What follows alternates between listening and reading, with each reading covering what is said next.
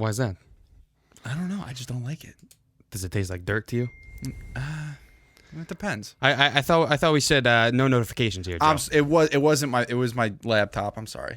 That's totally my fault. Jesus, we're trying to shoot a freaking podcast here. Well, hello. Stunods! Okay. So we're rolling here. we're rolling. We're rolling. Do you want to do the intro? Or should I do the No, intro? you do. You want me to do the intro? All right. What's going on, ladies and gentlemen, and welcome to the very first episode of. Wait a minute. Who are we? We're the Stunods. The Stunods podcast. I'm your host, Joe DiNizio, and I'm joined by my co-host, Dominic Lampasona. Dom, what are we talking about today? And we're talking about whatever comes to our mind. We have somewhat of a plan. Yeah, somewhat. It won't be complete incoherent rambling. Yes. Right. It could be. I mean, it could be. But we have a plan for our incoherence. We have some type of intelligence, I think. Well, I mean, sort of. Yeah. Well, I mean, all right. So do you want to talk, give a brief background on yourselves? On you? You go first. You want me to go first? I don't like it. I'm freezing up. All right. It's just basic, right? I'm Joe DiNizio. I'm born and raised in New Jersey. My family is of Italian descent, hence why we are calling it the Stunods. Yes. That is Italian slang for Stupid. yeah, knucklehead. So some interest of mine. I like baseball. I was a college athlete of the Division I level. It was an experience to say the least, but we'll leave that for another episode. And now I just kind of work a 9-to-5, and I'm just an average Joe, so to speak. Well, I'll tell you a little bit about me. A little bit about you. Recent grad, graduated in May, filmmaking major. So trying to pursue the career in filmmaking, writer, director, shoot a little bit, freelance. How's that going for you? I guess it's going. I mean, it's not going well, But I guess it's kind of a hobby right now because I'm not getting shit. But do a lot of freelance work. Did have some baseball background. Played in college, high school. We'll have a longer episode to kind of share experiences that way. Yes. But yeah, we wanted to start this podcast kind of to just get our voices out there, I guess. Try to, we're just hanging out. We're just two guys. We're the Stunods hanging out. Yes. That's what we are. We are taking on the internet with our opinions on certain topics. Which probably isn't a good thing. Probably not. We'll probably catch a lot of flack for And this. we got some beer here. We do. Cheers to the first episode. Yes. Cheers. I don't know if this is copywriting infringement. I mean, if you want to sponsor us, Bud Light, Landshark, They could. just let us know. We are wasted away again in legal age to drink, Joe's by the basement. way. Yeah, we are wasted. And by the way, we are filming this out of my parents' basement. So hopefully that'll change soon. I mean, what were some of the names we came up with around? We're calling it what? The Dungeon, right? Yeah, the Dirty Dungeon. Dirty Dungeon, which would have just been... Which is, that sounds like a X-rated... that sounds like a set for a porno. Yeah. That's just not okay. So that's not good. No, I mean, it can't do that. It'd be some publicity, but... Yeah, it definitely would have raised some eyebrows, that's for sure. I had a crazy idea. We were going to call ourselves In Your Skivvies Podcast. Yes, we were running with that for a long time. Because eventually we want to have some guests on here to talk about their personal experience and personal opinions on certain topics. And we thought it'd be a little weird if we were in our underwear on the In Your Skivvies podcast, talking to, former coaches, employers, whatever the case Having a may normal be. conversation just in our skivvies. So. All right, frog guy or two. Very relaxing, but a little bit too relaxing. Too Hey, much. you want to come film an episode of our podcast? Yeah, sure. Where is it? Oh, it's in Joe's basement. We're gonna be sitting in our underwear. Yep, in the back room. Yeah, so that's that didn't go too well. And what's so weird. What time is it? It's 5:54. Yes. December 14th, and we came up with we announced our official name about 20 minutes ago? Probably about 20 minutes ago. Yeah, we finally decided on a name, and we picked the Stunods because growing up in an Italian American home, your fathers, your mothers, they probably got a couple of slang terms to poke at your pride. You know what I mean? So, we got names like, your botchgaloops, That could have been good. But we decided on Stunods because my dad called me that all throughout, growing up, middle school, it's a term for, you're an idiot, you're being a Stunod. What are you doing? I thought I was just trying to brainstorm ideas. Yeah. And then I remember one day I texted Joe. I was like, Joe, did your dad call you a Stunod growing up your entire life? He was Yes. like, yeah. Absolutely. I was like, we're going to be the Stunods. Yes. Yes. It just blew up from there. No, it was perfect. Did a vote. Our girlfriends don't like it too much, but, It might grow on them. it's going to grow on. It might grow on I them. guarantee it. That's okay. It's all right.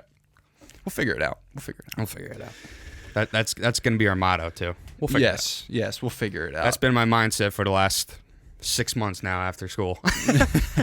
You'll figure it out. Speaking of figuring things out, Dom, did you do any research on your top 5 films for 2019? You didn't give me time, Joe. Well, I was setting up. I was prepared. I was setting up the studio. Hey, man. And You put up a few posters. that's true. It's all right. I was getting us beer. That's what I was doing. All right. Well, I mean, do you want to just go back and forth, or you want me to list my 5? You go first. Okay, you want me to list my 5? Okay. So, And I'm going to Google it. yeah, you do your research while we're filming our first episode. All right. So, on my number 5 spot on my top 5 list, granted the year is not over. There's Star Wars is coming out. But still, I don't think that would make my top 5. But right now, in the 5th spot, I have Fighting with My Family. Really? I don't know if you ever saw it. No.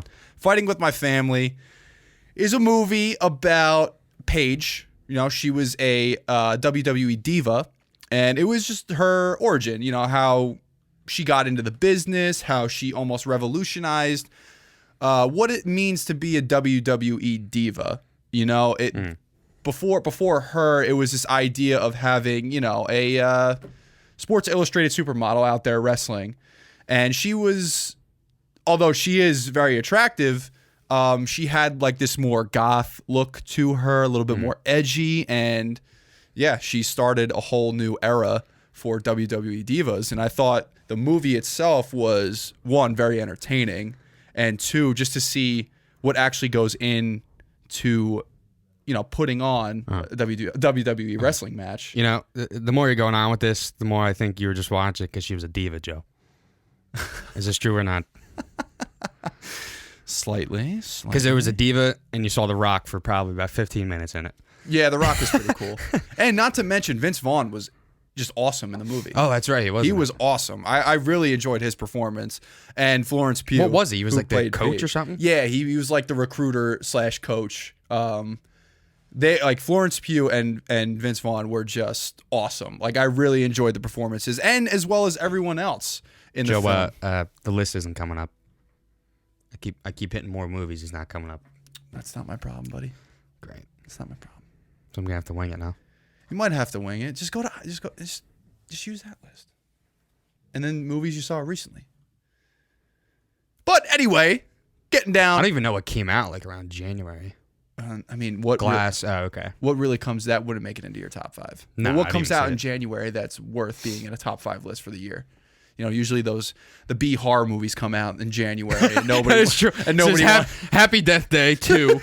No one saw that. I didn't see it. I didn't fucking Escape Room. No one sees this. Yeah, exactly. So You see it, and then like little 13. Oh, that don't even get me started about seeing a horror movie over or under PG-13. we will leave that for another episode because we could just go on for hours about that. By the way, this is our first episode, and I'll say, if you're a horror movie fan and you're going to the movie theater, and I shouldn't be cursing. If you're going to the movie theater and going in there and literally talking the entire time because you're too scared, so you're trying to hide yourself, get the fuck out. Yes, because I want to enjoy the goddamn movie. All right, please.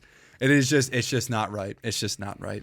People are trying to enjoy the movie. I didn't see us, but that was actually in March. Us wasn't that bad though, like with terms of kids. But going down my list in the number 4 spot, and I'm surprised this is in my number 4 spot because it was up there for a while. I have Once Upon a Time in Hollywood, the 9th film by Quentin Tarantino. Number 4? In my number 4 spot. And once I rattle off my next 3, you'll understand why it's in my number 4 spot. So Once Upon a Time in Hollywood is probably one of the greatest movies where nothing happens until the last 20 minutes. But it's just one of those movies where I loved how, Quentin Tarantino is able to put the audience in this world and then them just be content with it. They're like along for the ride and they're just enjoying the hell out of it. Like I enjoyed everything in that movie. Even when there's one scene, spoilers, I don't know, but there's one scene where, I don't think it's spoilers. where Margot Robbie is sitting in a movie theater watching a movie that, because she plays Sharon Tate, watching a movie that Sharon Tate was in, and she's just sitting there enjoying the audience reactions and enjoying dirty herself. Feet hanging on the and her dirty feet hanging. But it was just like, it's like even watching that, nothing's happening. Yeah. It does nothing for the story, but like I'm like, okay, I don't mind this. Well, that was probably his first movie since probably Pulp Fiction. That it was really just you're following either 2 or more characters. You're just watching their day, man. Like you're literally like exactly what you said. You're just going on their road of just what their lives are. Yeah, and that's interesting too. And I feel like that's challenging as a writer and a filmmaker, but as a writer too. Like you're sitting down and it's like you have to. Every single dialogue and every single scene you're writing, you have to be like, why would over 1 million people be watching this right now? Like, why would they continue to want to keep watching? No, absolutely. You know what I mean? That's why I think Once Upon a Time is a great example of it because you're following these characters in a period of time that I think a lot of people didn't live in. Like we didn't live in. No. What was it? 69, right? Or 70? 69, 70 is based on. So it's like you get to live it, and the people that did live it get to relive it. You know what I mean? Yeah, exactly. Because the idea of him being this purist and like very authentic with everything, with the billboards, with the costume, even he had like music that would come on. Yeah, you know what I mean? Yeah, that would be playing on the radio. It's like just it was completely polished. I think that was a big reason why. Yeah, it was so powerful. It goes back to the point where there's no real story in it. I mean, the only thing is that you're following or you're seeing a true story of Sharon Tate, but like, and the Manson family and Charles Manson was involved. So that made it interesting right there. No, absolutely, yeah. But I don't know. Yeah, no, and like the cool thing is too, it's like as you're going along, as you're watching it, you're saying to yourself like, oh, like I really like this movie, but like it's different from what Tarantino usually does. And the last 20 minutes hits, and you're just like, okay, it's a Tarantino film. You know what I mean? It's like those last 20 minutes is like him putting his stamp. Yeah. You know what I mean? On the film, just to make sure this is Quentin Tarantino certified. Are we allowed to? We could talk about the movie. Right? I mean, it's been out for a while. Right? Well, it's on digital, so yeah. Yeah. Talk about spoilers. Yeah. Well, anyway, for those out there who haven't seen Once Upon a Time in Hollywood, spoiler alert. Those last 20 minutes, man, when he smokes that acid dip cigarette, Brad Pitt. Yeah. Hilarious. He's Incredible. walking his dog. He's just tripping balls. And I was not expecting the sort of violence when he came back to the house after walking the dog. And the Manson family is in the house looking to kill whoever lives there. Because think about it. Think about the tone that he set right from the beginning of the movie. Again, it's a real life, or it's not a real life story, but it's a very grounded character and world that he built because obviously it was something, it was historic. Yeah. But, it completely flips the script, and that's why I love why it was called Once Upon a Time in Hollywood, because it's a fairy tale. Yeah, exactly. Towards the end, I mean, when that switch is flipped at the end, I mean, it kind of elaborates on, I guess, his portrayal of what he was trying to do with that whole scenario. Listen, man, that 20 minutes provided some of the best entertainment I've seen in a film in a very long time, because, it just goes through and, Brad Pitt smashes that one chick's head on the the fireplace. Yeah. And then the dog, he has the dog attack him and shit like that. And then my favorite part is Leonardo DiCaprio is drunk, chilling in his pool at like 3 a.m. And this psycho chick just burst out of his back window into the pool, can't see because she's got glass in her face. And he's just like freaking out. He's like, "What the?" Comes out with the flamethrower. And then he goes in his shed. He comes out with a flamethrower that he kept as a prop from a movie he was in, and he just lights her up. And the whole theater was cracking up at just absolute carnage that was going on screen. And it was my favorite. Great. I have to see it again, but yeah, no, absolutely, I want to see it. The part I loved the most was when he comes out to the car with the fucking margarita blender. Yeah, that's right. He's like, goddamn hippies. He fucking comes out. I'm like, Jesus Christ. What are you doing? Oh, yeah, no, that was good. But yeah, Once Upon a Time in Hollywood is in my number 4 spot. My number 3 spot. Oh, okay. Sorry, I probably know it's up on your top 3. Yeah, now you know. Just saw. But my number 3 spot, I have Knives Out. Knives Out is... it's like that murder mystery movie, but like no one makes murder mystery movies anymore. So like just seeing that on screen, it was like refreshing, and it was a sort of a different take on a murder mystery too. We won't go into spoilers because the movie is still out in theaters, and a lot of you may not have seen it. But I don't know, man. Like just the writing in the film, everyone that was involved, from Jamie Lee Curtis down to Chris Evans, it was just, they were awesome. Everyone was great. And just to kind of to see how shit hits the fan at the end of the movie, it was just so much fun to watch. Like I had a good time with it. I really did. Well, I was watching like behind the scenes stuff and like interviews with Ryan Johnson, the writer and director. Yeah. And he was saying that the way he approached the story was he related it to Hitchcock and his style of creating suspenseful and like thriller movies. And then there was another filmmaker too, I forget. But what he wanted to do was like we probably can't talk about the actual movie, right? Yeah, I don't want to, but I mean, if it doesn't have anything to do with the main, well, you know what I mean? Yeah, true. I'm not going to say that. Black Christmas, you want to go see that? No desire. I do not care about sorority girls and slasher. How about Jumanji? I would see Jumanji only because. Should we talk about Jumanji? You want to talk about Jumanji? No, not really. We could talk about it when we actually see the second one. True. But yeah, so Knives Out is in my number 3 spot. I wish I could talk more about it, but maybe in a future episode we definitely will. My number 2 spot. Can you guess what's in my number 2 spot? Joker, 100%. Joker, hands down, one of the best movies I've seen probably all time. But it's in my number 2 spot for a few reasons, and I'll get there once I get to my number 1. But Joker had a lot of controversy around it, and I remember when I first heard that Joaquin Phoenix was signed on to play the Joker. I was kind of... Wasn't DiCaprio like in talk for that? In talks, yeah. But when like Joaquin Phoenix was it was official.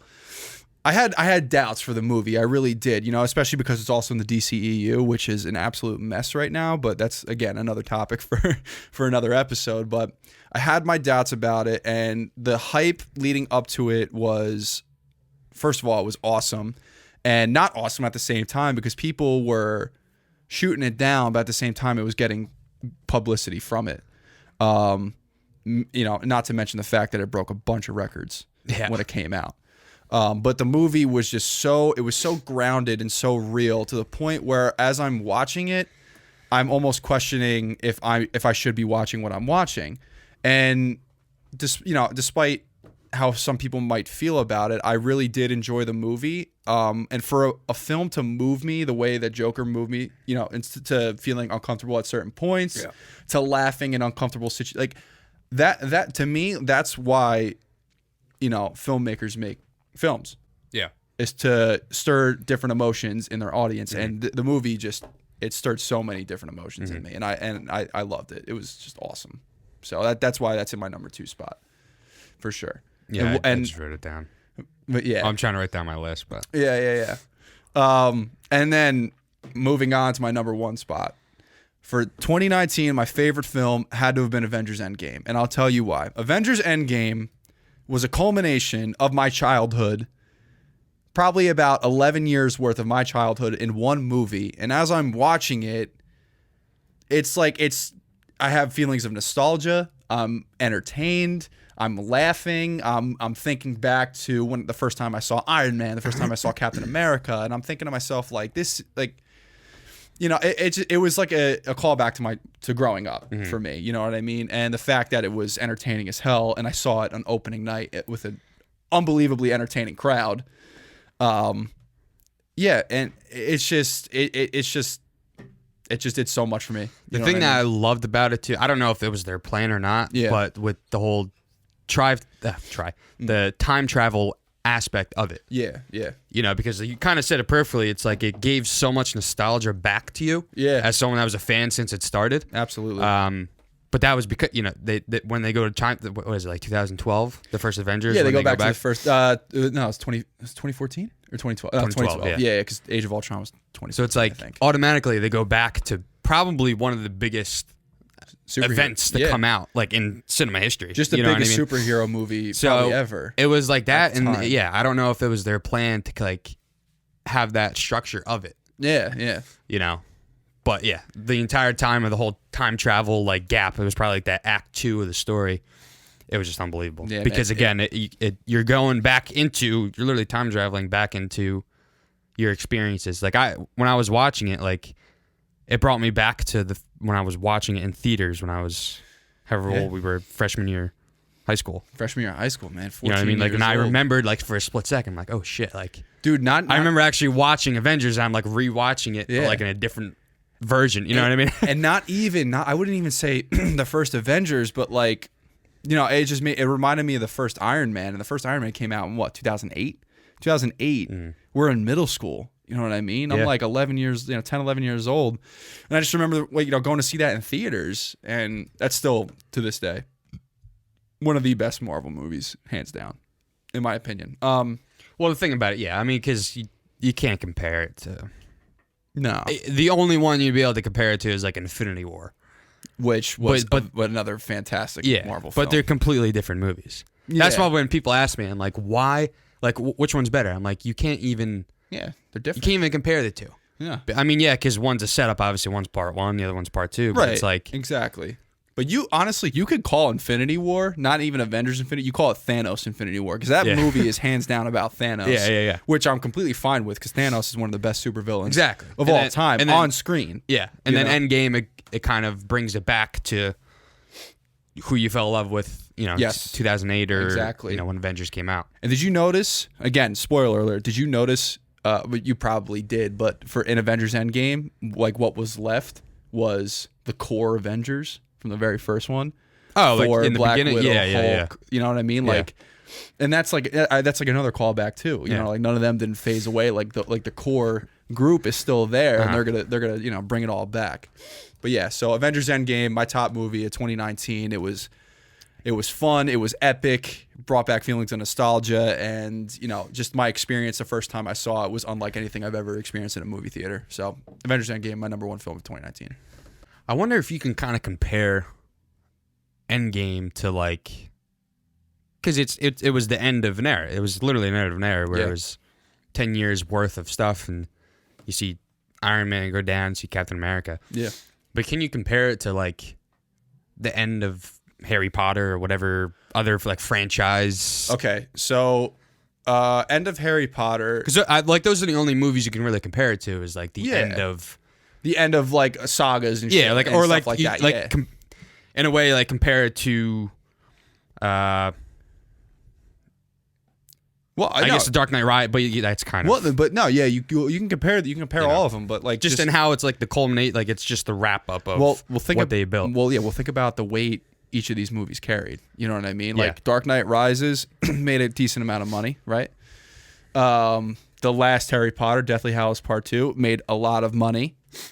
And Avengers Endgame broke records in the box office. Yeah. Like that movie just carried more weight than the end of these trilogies, these sagas, and for a good reason. You know what I mean? Like I love Harry Potter. End of it.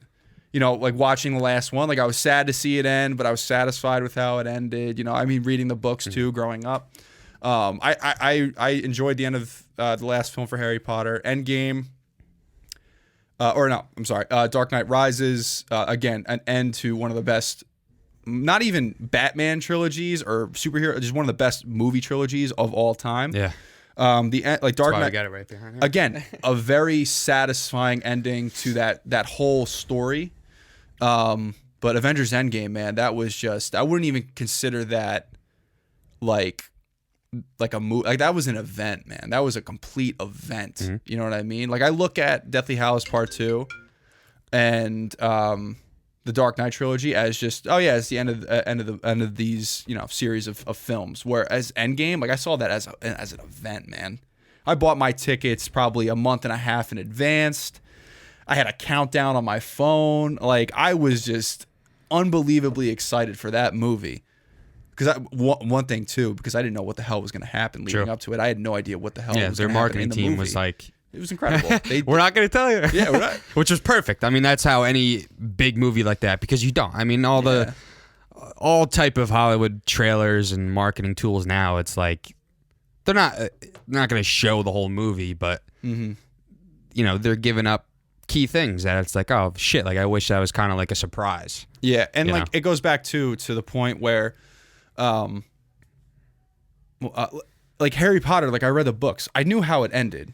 You know, even though it didn't end, you know, exactly how everything's played, like all the events played out, but I knew how the story ended. Endgame, I didn't know how it was going to end. You know what I mean? I mean, you know, Thanos gets beaten and all that stuff like that, but Oh yeah, I know. you what know, you mean. get what I'm saying, yeah, but yeah. you don't know how it's going to get there, and that I think it's why I was more excited. And Dark Knight Rises was kind of like that too. I didn't know how that was going to end either, but still. All right, Dom. Well, Shoot me your top 5 movies of 2019. I want to hear it. I couldn't really find a list because my freaking computer isn't working too That's well. all right. You don't need a list. All right. I don't know if these are really in order, but these are just kind of brainstorming. Sure. Not in order. 5 favorite movies of the year. First one I would talk about is Joker. Right, and we've already said so much about the film already. And the other thing too, Scorsese was in talk to direct it. Did you know that? I did not know that. Yeah. Well, I mean, I don't know how far it went, but I don't know her name. But one of the producers that has worked with Scorsese for like years, Right. was the producer of The Joker. Yeah. So I'm assuming he got handed the script and maybe showed interest. I don't know. But supposedly he was in talk to do it. Yeah.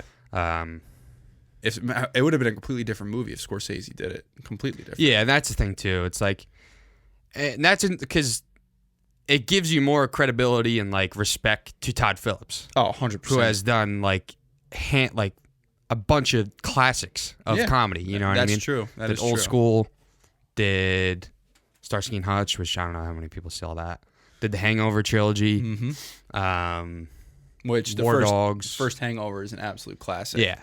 So it's like you can go from that to The Joker. Yeah. That's pretty impressive. That's a tall order to fill, and he nailed it. And he was a co-writer on it too. Yeah. Yeah. You know, he knocked it out of the park. So it was interesting too because they kept and he'd said in his interviews that when he was writing and developing the script and just a story, like tackling it as a director, Yeah.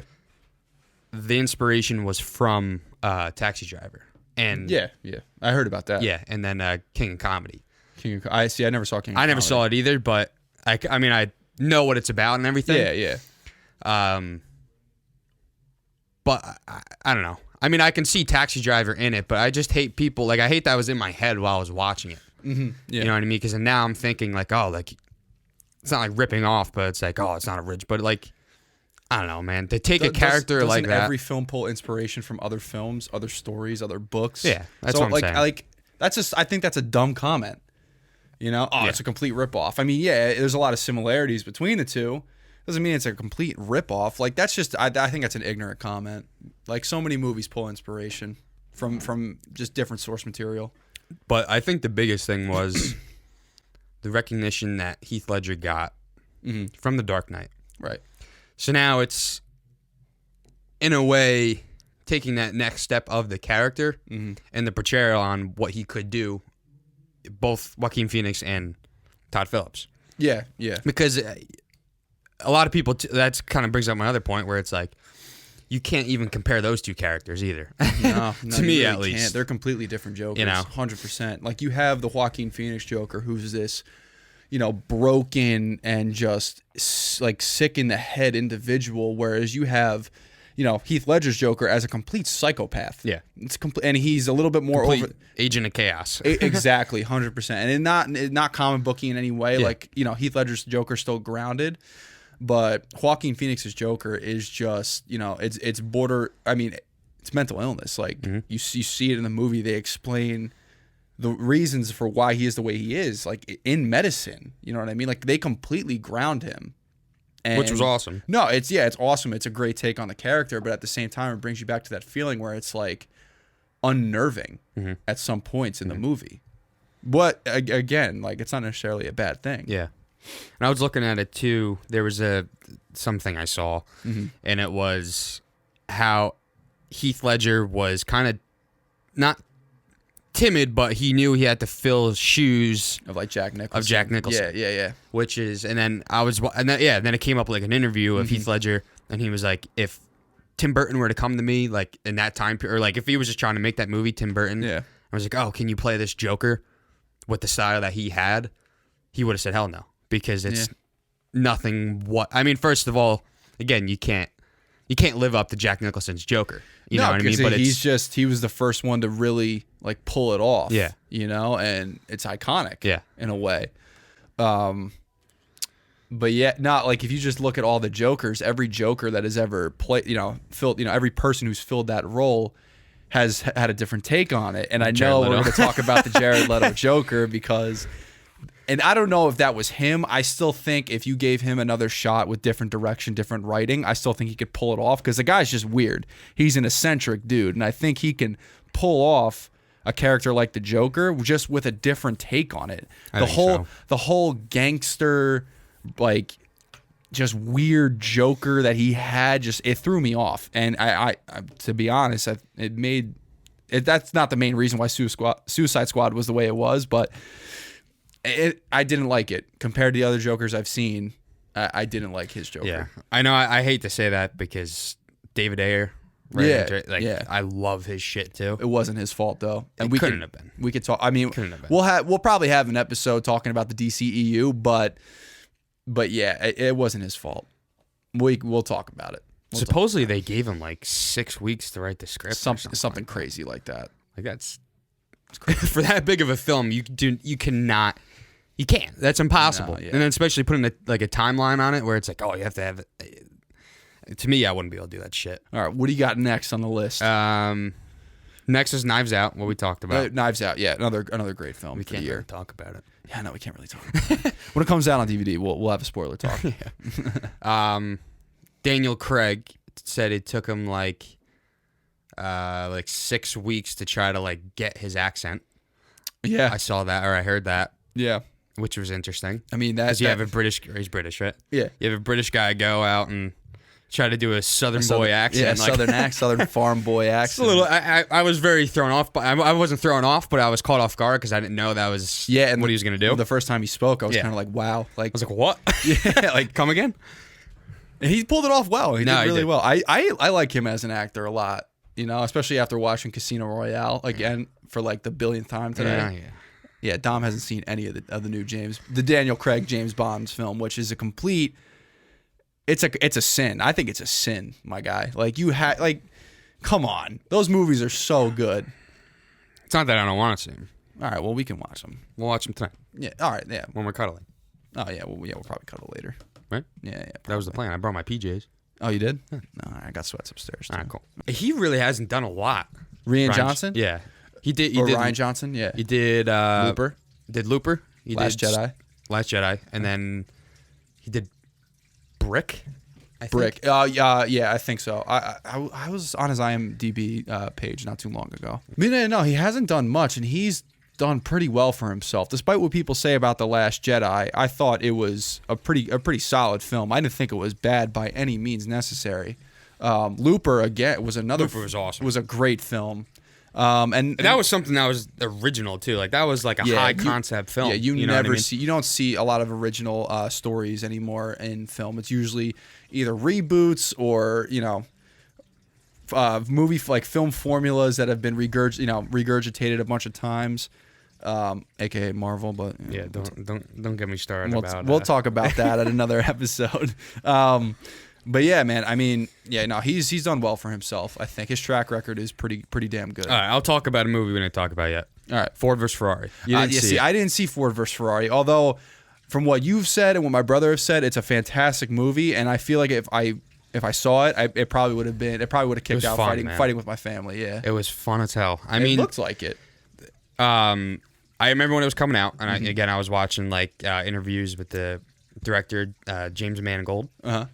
So I was watching an interview with him, and he was like, "My process was to because the race scenes were incredible. Yeah, I'm sure they were. And his idea was to literally just put the audience in the car seat of the drivers, and that's cool. What kind of like stood out, man. Like you hear the cars go on, you like feel it. You know what I mean? Yeah. You can fucking feel it. You can smell it and shit. That's like, cool. It was good. That's cool. And Matt Damon and Christian Bale, probably one of my favorite dynamic duo buddy film, whatever you want to call it. They were they were great together. Well, I mean, they're just both unbelievable actors, so amazing. I can imagine what they were like together. They were awesome.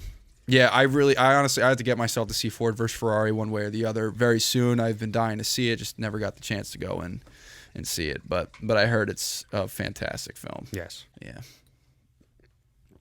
Got to get a cooler right here. Yeah, we do have to get a cooler or just like a mini fridge or something like that.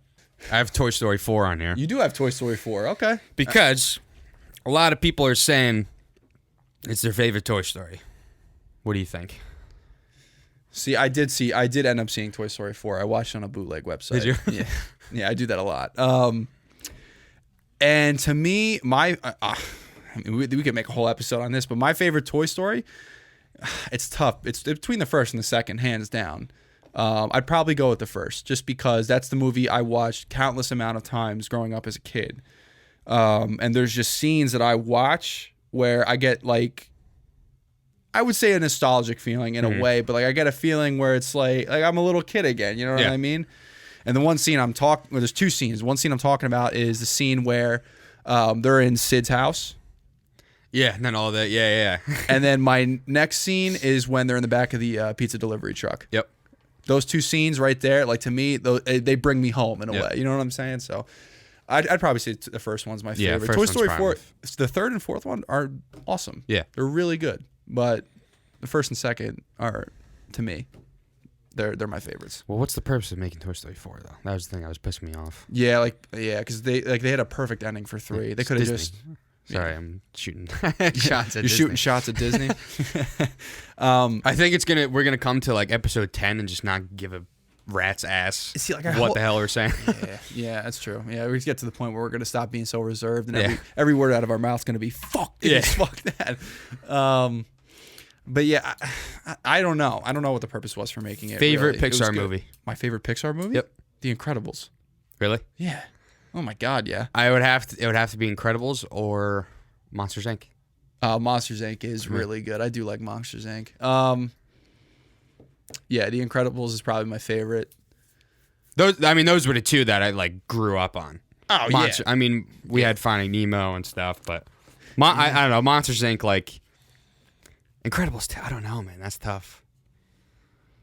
All right, you asked the question. Would you put true. Would you put Incredibles in a list, like say like a top 10 of like superhero movies? Oh, that's a really good question. In a top 10 for superhero movies, I'm gonna say no, only because there are a lot of other like superhero movies that I would put in a top 10 spot before The Incredibles. True. You know what I'm saying? Yeah. Like you have to think like all the Dark Knight movies, older superhero movies like the first Batman Returns. You know what I mean? Batman and Robin. Batman Forever. The Ice Age. No, I remember I did that impression for my brother and he like lost it. Guess what killed the dinosaurs? The Ice Age. Well, you know that movie was made just to sell toys. What? Yeah, you didn't. Well, I mean, that's like a theory. Like that movie was made just to pump out action figures and toys and toy sets for consumers to just go nuts. So it was probably just a money pot of a movie then. That's why it was so bad. But Yeah, because he had fucking George Clooney with nipples on his bat suit. that's right, dude. Oh my god. That's not good, but No, you can't have nipples on the bat suit. All right, so the next thing we're going to talk about, coming back to our interest about baseball. Sure. Let's get into the 2020 New York Yankees and the team that they're building for this next year. Okay, so let's talk about the Garrett Cole deal. Yeah. How fucking awesome is it that the Yankees got Garrett Cole? I mean, it was at a point where it was like, okay, you're going to give this guy whatever the hell he wants. Yeah, absolutely. If he wants a hooker with him in every at every away game. Yeah, no, then you're going to give it to him. Sorry to his family, but let's be honest. But yeah, I mean, that's a lot of money, and I think that's why they didn't re-sign Didi. Yeah, I really think, because probably. I don't know what his previous contract was, but yeah, I'm sure he would probably want a decent amount from a long-lasting contract.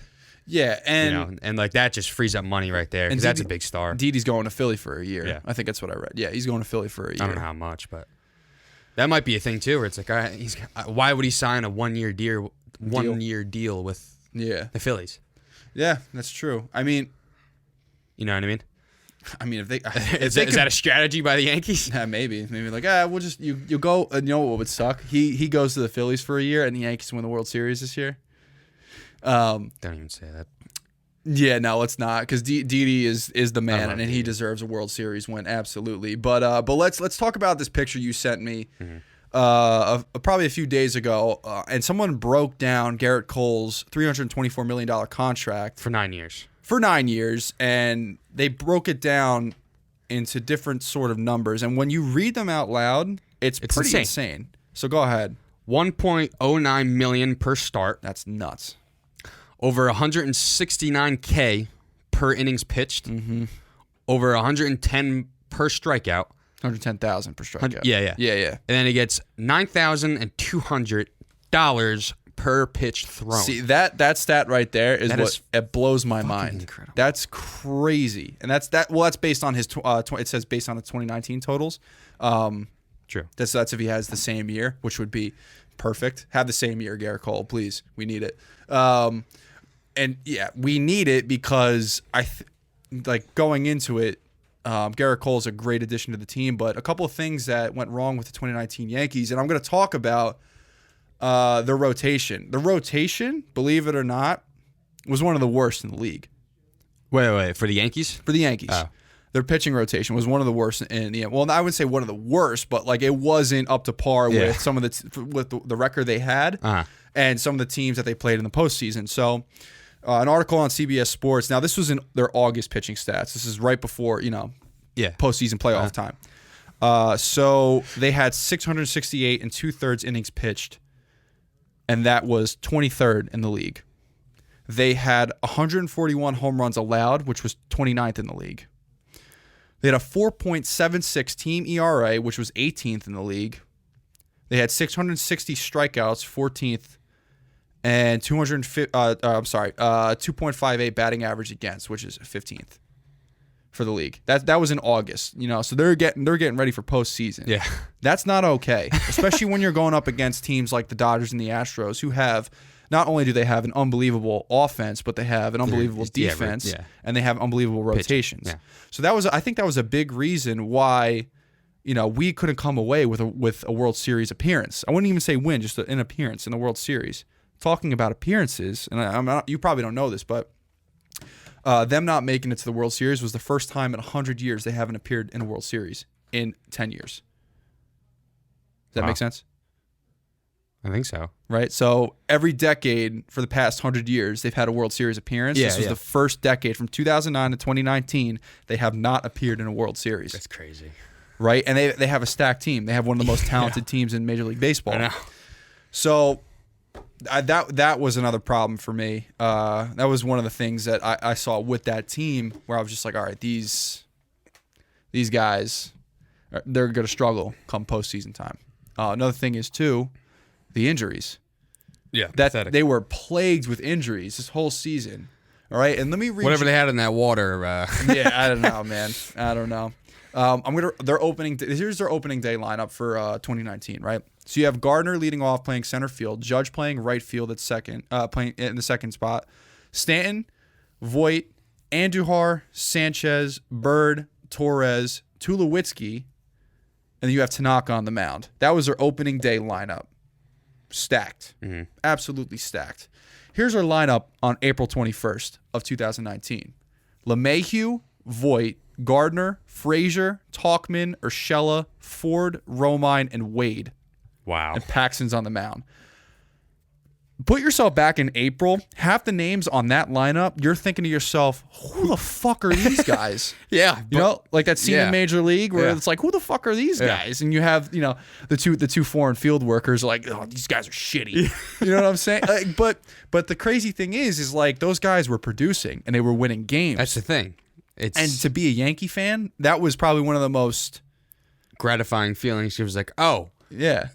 You got some backup. Yeah, exactly. It's reassuring to the fans where it's like, all right, well, if Judge goes out, like, all right, well, just throw one of these guys in and he's going to get the job done. Which is crazy to think too, because it's like, all right, most of those guys brought you into the playoffs, right? Yeah. And you get into the playoffs and probably half of that lineup didn't even see the field in the postseason, right? Not in the postseason, no. Which sucks because it's like, oh, wow, you put in all this work and then now you have guys coming off injuries and coming in here. And I mean, didn't Stanton come in for one of the playoff games? A few at bats, and that was it. He like pulled. Yeah, he was done. He was out pretty much the whole year because of his knee, and then he comes back and he gets like, listen, I don't know, this wasn't it. He gets like 2 at bats, and he's like, I thought that this year, if he was actually healthy, like going into this previous year, I was looking at him. I'm like, okay, he just came to New York. Yep. He was at Miami his whole career so far, right? Yep. So he's coming into New York. That's kind of a big move to go from Miami. You're coming on you're coming on a way bigger stage. And I mean, New York's a different animal than Miami. He was probably considered one of the most, or the best players, I guess, in MLB, right? I mean, he's definitely one of the guys that has the most power. That's for damn sure. So I mean, he had a lot of shoes to fill when he was coming in there, right? Absolutely. So I mean, you think he did all right. Yeah, no. That year he came in, but then now, I'm like, all right, this is his second year. He's comfortable. He kind of got the feel of everything. Yep. Playing at Yankee Stadium. Yep. People like him. That season too, he had to fill in for Judge. Judge went out for a decent amount of time, so he has to fill in for that, which he did good. Fans liked him. Yeah, you know what I mean.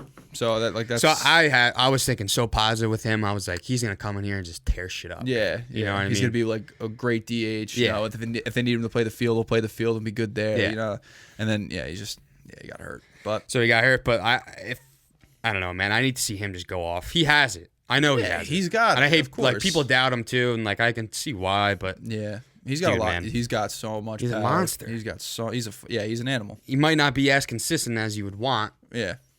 But that dude swings hard, man. You know, yeah, man. You put him in, just have him DH. Yeah. Have him DH for 10 straight games. Yeah, and see what happens. And put Voit at first base and get rid of Bird. Listen, Bird. I think he's playing or was playing somewhere out of the States. Bird, because he's got a lot of talent. You know what I mean? But the guy just can't stay healthy. You know, and Voigt's an animal, and people like him, and he could be another face of Ask that Gianni team. about Greg Bird. Ask Gianni about Greg Bird. Why? What's wrong? He hates Greg Bird. Oh, does he really? Yeah. All right, we could talk about now. Didi's gone. Yep. What the hell? Who's going in there at shortstop? It's going to be Torres. It's going to be Glaber. I would think so, right? Well, I mean, he was a shortstop, which I'm not a huge fan of. Yeah, I know you're not. But yet again, it's like, okay, well, if you do move Torres there, which he can do the job, right? Great hitter, great young talent, 100%. But then it's now okay. You have a permanent spot for DJ LeMahieu, which I absolutely love. Yes. Because that guy was all over the place. He needs to be on the field and in the lineup. Yeah, it needs to be lined up every single day. 95% of the whenever you can for 2020. He played the entire infield. Yeah. Last year. No, the guy this previous year. The guy is just a hustler, man. That guy busts his ass whenever he is out there. You know what I mean? And he's such like I don't know if it's like a humble aspect of it or if it's like that's his personality, but I love it, dude. He just he gets out there, he gets the out job there, done. doesn't say shit. His mouth is closed the entire time. Exactly. You have to admire a guy like that. You know, he grinds, man. You know what I mean? Yeah, he's fun to watch. You know, and I know like at my job when I would have like weekly meetings with my boss, we would talk about Yankees and stuff like that, and he goes, "Yeah, you know, like that DJ LeMahieu, you know." All the big contracts in baseball this past year, right? Like you look at Harper, Machado. And Machado. Well, it's previous year, like last last year. And you look at LeMahieu, and LeMahieu had better seasons than both of them. Yeah. And he didn't get nearly as much money. So we talked about that, and he goes, "Yeah, my two sons want LeMahieu jerseys for Christmas." And I'm like, I don't blame him. Like LeMahieu's the man. The machine. You know? Yeah, he's awesome. But yeah, like he's got to stay in the lineup 100%. Anywhere he can contribute is just gonna. It's just hard because it's like, say if everybody was healthy, right? I mean, I guess you go off of if everybody's healthy, and you have slots to fill or places, you know, be like, all right, who's going in the lineup today? Yeah, it's probably gonna depend on who's performing at that time because that's just baseball. Yeah, but like. Who would you like? You have Voit, who can probably go to first. Who knows? Like maybe Greg Bird comes out and he's healthy and he's destroying. You know, it's just like all right, who's gonna go there? Then you put Voit in the DH spot. Put Voit, but then you got all right. You got Stanton there. You can do well. They don't have Encarnacion anymore, or they still do, but they're probably gonna get rid of him. But then you can have Sanchez. No. Listen, he's a great hitter. I fucking hate him behind the dish. He is a lazy sack of shit behind the dish. I think he's extremely talented, and I think he has a potential, but that man needs to wake up. You know, Romine, 100% a better catcher. Yeah, I mean, it's night and day. The guy can just handle, you know, an Aroldis Chapman fastball way better and the breaking stuff, and he will get dirty and blocks. He won't be lazy, try and pick it out of the dirt. You know, and I just feel like he controls what he needs to control to a T, too. Like, perfectly to a T. Yeah. I think he's more poised. He's a better catcher. Yeah. He's better behind. I'm more comfortable when Romine is behind the dish than Gary Sanchez. And I think any Yankee fan can say that. They can agree with me, right? Because Sanchez will have a pass ball a game. At least one. But if he doesn't, that's a good game for Sanchez. You need him in the lineup, though. No, yeah, that's true. That's the thing that's hard. So you would probably put him at first. Get Gary some ground balls. So you would probably rotate Voit, Sanchez, and Bird, but realistically, Bird's probably gonna get hurt. You'll just switch, you know, Voit and Sanchez in the DH spot. Yeah. But yeah, so Garrett Cole, please. Yes. Please. Yes, and I think that's gonna bring us into the 2020 prediction for the 2020 Yankees, our predictions of what how we think this season should go, right? With the team pretty much starting off healthy, right? Most of the guys starting off healthy. Some guys coming off season-ending injuries last year. Luis Severino should be back in the rotation. You have Dellin Betances back in the bullpen. Garrett Cole. No, he might be. I heard the Mets might be signing him. Really? Yeah. I did not hear that. Anyway, I'll finish my point. Sorry. Severino back in the rotation, along with Garrett Cole, who's an unbelievable addition to the team and that rotation. I think for the 2020 Yankees, there is no reason, if everyone stays healthy and that pitching staff performs the way it should perform, they should win 110 games and come away 2020 season with at least a World Series appearance. There is no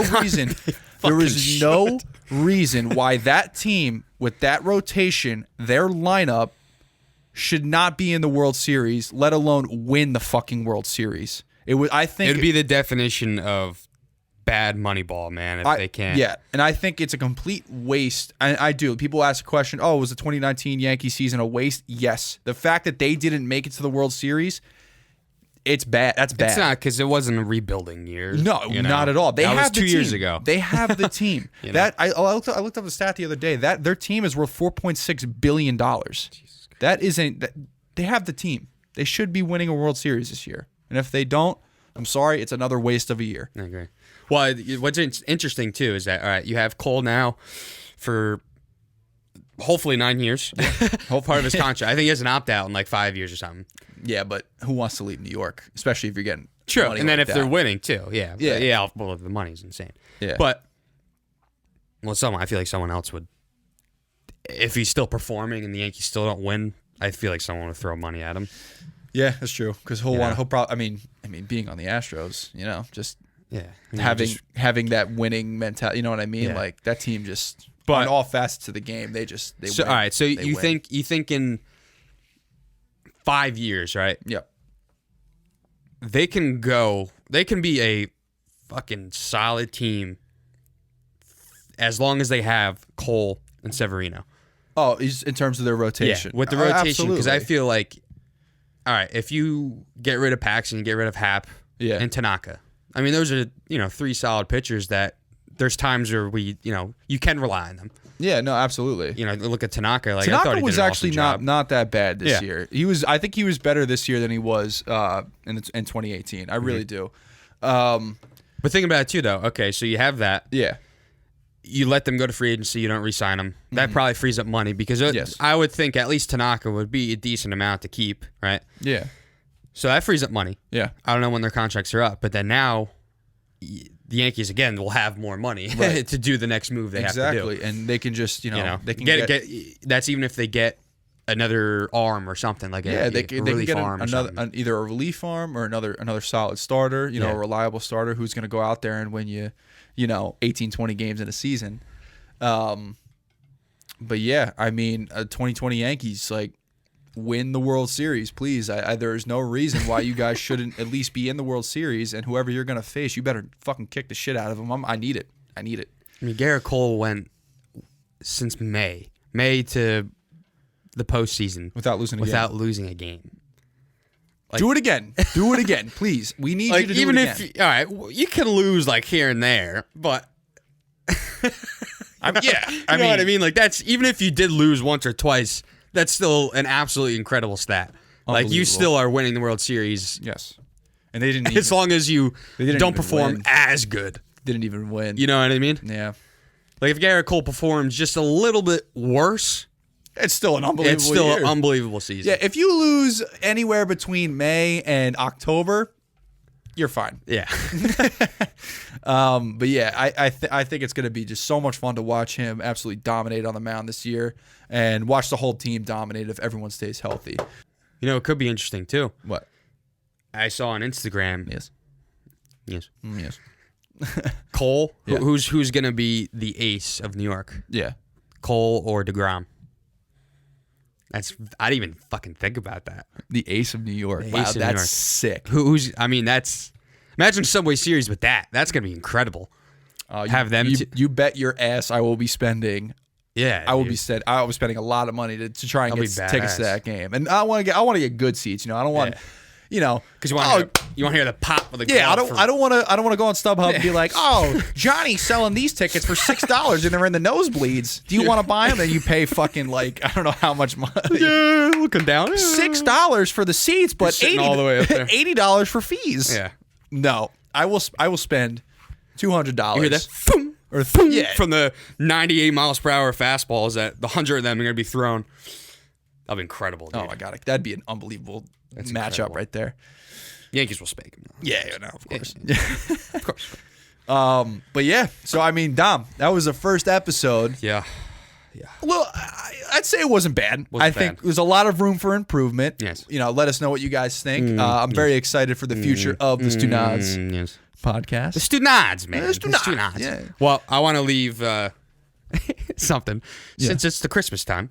Oh, it is the Christmas time. And maybe Yes, we could do holidays. this, after every podcast. I don't know. But we're going to have a poll / question. I don't know where the hell we're going to put it. Right, yep. But we want you guys to either answer or vote certain things. And this is for our first episode, what we're going to vote on. Yep. It's Christmas season, Yes. and people always talk about their favorite Christmas movies. All right. Fucking asshole. Now, I have my opinion on it, but is Die Hard a Christmas movie? The Bruce Willis action Christmas Is Die thriller Hard? Die Hard. It is 110% a Christmas movie. It's not a Christmas movie. Shut the hell up, Dom. Can you watch it in July? you- Can you watch it in July? Like Christmas in July? Or can you watch it in September? Can you Yeah. watch it on Halloween? Yeah. Yeah. Fuck. All right, yeah, but coming from someone that hasn't even seen Die Hard, whatever. you haven't even seen Yeah, whatever. it. Yeah, whatever. We'll post a poll. Let us know what you guys think. Yippee-ki-yay, motherfucker. That's a Christmas movie. Shoot your eye out, Joe. All right, that's a Christmas movie. Yeah, you're right. That is a Christmas movie. All I know is Ralphie with his BB gun will take down Bruce Willis. No, in Die Hard. he will not. Yes, he would. Shut your mouth Yes, he right would. now. Buddy the fucking Elf will take down Bruce Willis. Bruce Willis ran around barefoot on whatever. glass, Yeah, whatever. shooting at terrorists. Yeah, whatever. Next question. Dude, Yeah, whatever. I'm gonna fucking smack the shit out of you. Please. But please, we'll talk about the results next show. I hope you guys make the right choice so I can tell this poser that Die Hard is, in fact, a Christmas movie. But Psycho. other than that, Psycho. this was the first episode of the Stunods. We want to thank everybody who tuned in. Please make sure to like and subscribe for more weekly content. And my name is Joe. My name's Dom. And we will see you in the next episode. The Stunods, baby. The Stunods. Tuning off. Tuning off. Signing off. Signing off. Stopping off.